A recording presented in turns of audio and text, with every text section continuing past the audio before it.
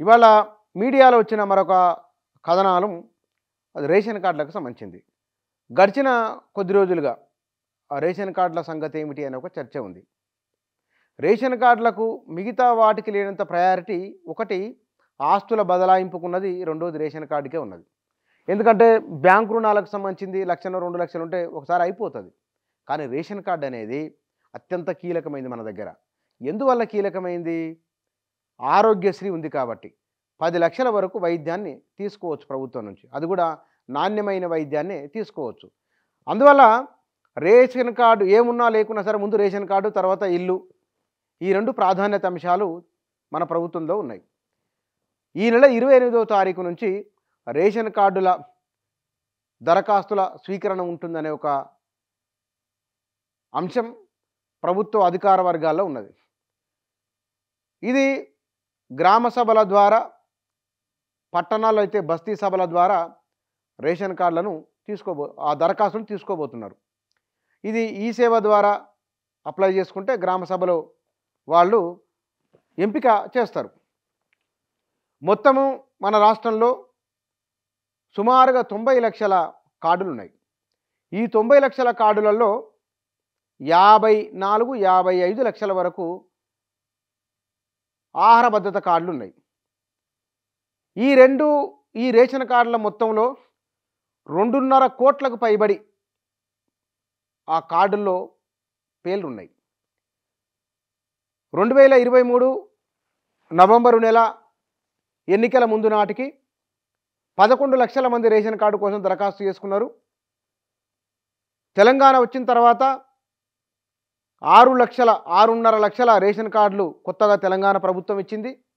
ఈ 6.5 లక్షల రేషన్ కార్డుల ద్వారా 20.5 లక్షల మందికి ప్రయోజనం జరిగింది. ఇది 2014 జూన్ నుంచి 2023 డిసెంబరు 3వ తారీఖు నాటుకున్న సినారియో. మొత్తము ఈ తాజాగా వచ్చిన 11 లక్షల దరఖాస్తులలో ఇందులో 15 లక్షల మంది పేర్లు నమోదు చేయవలసి ఉన్నది.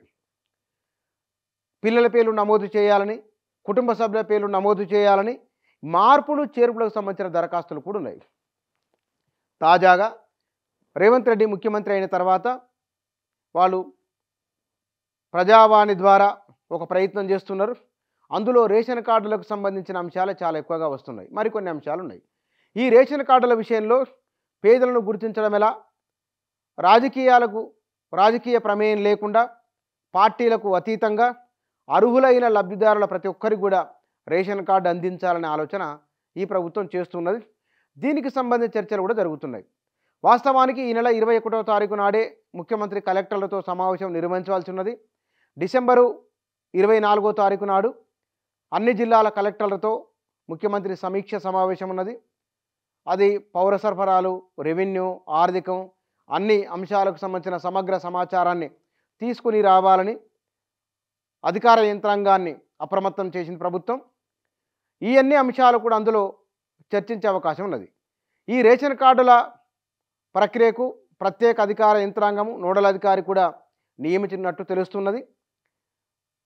గ్రామ సభల ద్వారా ఎంపిక చేయడం వలన అనర్హులు రాకుండా ఉండేందుకు నిలువరించే అవకాశం కూడా ఉంటుంది.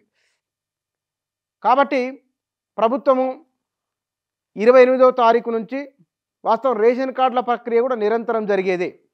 ఇది వారం రోజుల పాటు 10 రోజుల పాటు ఉంటే కనుక రాష్ట్ర వ్యాప్తంగా ఇప్పటికే ఉన్న కార్డుదారులకు ఓకే, మార్పులు చేర్పులు ఏమంటే చేసుకోవచ్చు.